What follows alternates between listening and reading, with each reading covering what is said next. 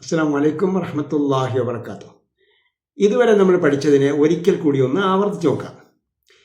അഊദു, ഞാൻ അഭയം തേടുന്നു. അതിൽ ഞാൻ എന്നതിനെ സൂചിപ്പിക്കുന്ന ഭാഗം ഏതാണ്? ആയാണ്. അപ്പോൾ അഊദു, ഞാൻ അഭയം തേടുന്നു. ബില്ലാഹ്, അള്ളയോട്. ബിയുടെ അർത്ഥം കൊണ്ട്. ബി എന്നത് ആശയം നൽകുന്ന ഒറ്റ അക്ഷരമാണ്.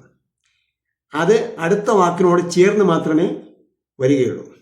ഒറ്റ അക്ഷരങ്ങൾ സ്വതന്ത്രമായി എഴുതപ്പെടുകയില്ല, മറിച്ച് അടുത്ത പദത്തോട് ചേർത്തായിരിക്കും എഴുതുക. അപ്പം ബി കൊണ്ട് ബില്ലാഹ്, അള്ളയെ കൊണ്ട് അല്ലെങ്കിൽ അള്ളയോട്. മിനശ്ശൈത്വാൻ, മിൻ യിൽ നിന്ന്. ഷൈത്വാൻ പിശാച്, മിനശ്ശൈത്വാൻ പിശാച്ചിൽ നിന്ന്. അപ്പോൾ ഷൈത്വാൻ്റെ ബഹുവചനം കൂടി പഠിച്ചു. ഷൈത്വാനുൻ ഷയാത്തീനു, ഷൈത്വാനുൻ ഷയാത്തീനു, ഷൈത്വാനുൻ ഷയാത്തീനു, ഇങ്ങനെ പറഞ്ഞു പഠിക്കുക. അർ റജീം, ശപിക്കപ്പെട്ട. റജീമുൻ, ശപിക്കപ്പെട്ടവൻ. അഊദു ബില്ലാഹി മിനശ്ശൈത്വാനിർ റജീം, ശപിക്കപ്പെട്ട പിശാചിൽ നിന്ന് ഞാൻ അള്ളയോട് അഭയം തേടുന്നു.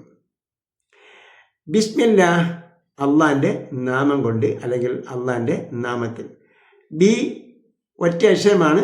അത് ഇസ്മിനോട് ചേർത്ത് മാത്രമേ അല്ലെങ്കിൽ അടുത്ത പദത്തോട് ചേർത്ത് മാത്രമേ എഴുതപ്പെടുകയുള്ളൂ. അതുകൊണ്ട് ഇസ്മിനോട് ചേർന്നാണ് വന്നിരിക്കുന്നത്.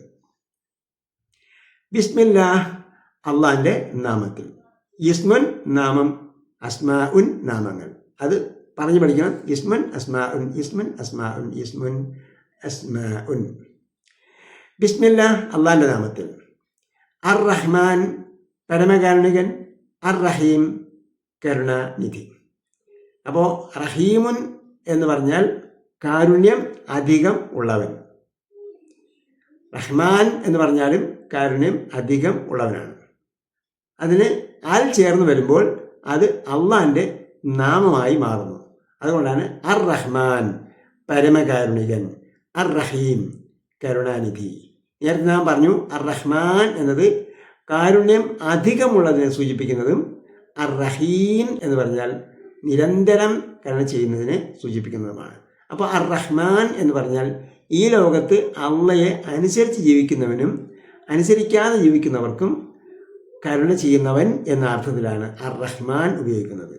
അർ റഹീം എന്നാൽ ഈ ലോകത്ത് അള്ളയെ അനുസരിച്ച് ജീവിക്കുന്നവർക്ക് അധികം, പരലോകത്ത് അധികം കാരുണ്യം ചെയ്യുന്നവൻ എന്ന അർത്ഥത്തിലാണ്. ബിസ്മില്ലാഹിർ റഹ്മാനിർ റഹീം, പരമകാരുണികനും കരുണാനിധിയുമായ അള്ളാൻ്റെ നാമത്തിൽ. ഞാൻ ആരംഭിക്കുന്നു എന്നത് അതിൽ നിന്ന് മനസ്സിലാക്കിയെടുക്കേണ്ട സംഗതിയാണ്. അൽഹംദു, സർവസ്തുതി. സർവ എവിടെയായിരിക്കുന്നത്? അൽ എന്നത് ഇവിടെ വർഗത്തെ സൂചിപ്പിക്കാനുള്ള ഒരു പ്രയോഗമാണ്.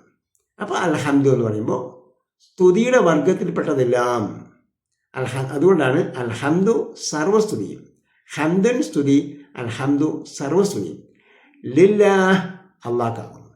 അപ്പോൾ ആശയം നൽകുന്ന ഒറ്റ അക്ഷരം മറ്റൊന്നുകൂടി വന്നു. ലി, ഇക്കിന് വേണ്ടി. ലില്ലാഹ്, അള്ളാഹ്ക്കാകുന്നു. അപ്പോൾ ആശയം നൽകുന്ന ഒറ്റ അക്ഷരം തൊട്ട് അടുത്ത പദത്തോടൊപ്പം ചേർന്നായിരിക്കും വരിക. അപ്പോൾ ലില്ലാഹ് എന്നത് ലി, അള്ളാഹ് എന്ന വാക്കിനോടൊപ്പം ചേർത്ത് എഴുതി. അപ്പോൾ അള്ളാഹ് എന്ന വാക്കിനോടൊപ്പം ചേർക്കുമ്പോൾ അള്ളാഹ് എന്ന വാക്കിൻ്റെ അലിഫ് ഒഴിവാക്കപ്പെടണം. പിന്നീട് ലീയും രണ്ട് ലാമും ഹായും മാത്രമേ ഉണ്ടാവുകയുള്ളൂ. ലില്ലാഹ്, അള്ളാഹ്ക്കാകുന്നു. റബ്ബുൻ, രക്ഷിതാവ്. റബ്ബുൽ ആലമീൻ, ലോകങ്ങളുടെ രക്ഷിതാവ്.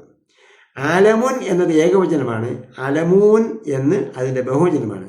ആലമീൻ എന്നും ബഹുവചനം വരാം. അതാണ് പൊതു നിയമം. എന്നാൽ ഖുർആനിൽ ആലമീൻ എന്ന പദം അല്ലെങ്കിൽ ആലമൂൻ എന്ന പദം മറ്റൊന്നിനോട് ചേർന്നാണ് വന്നിരിക്കുന്നത്, മറ്റൊരു പദത്തോട് ചേർന്നാണ് വന്നിരിക്കുന്നത്. അതുകൊണ്ട് അവിടെ എല്ലാം ആലമീൻ എന്നാണ് വരിക.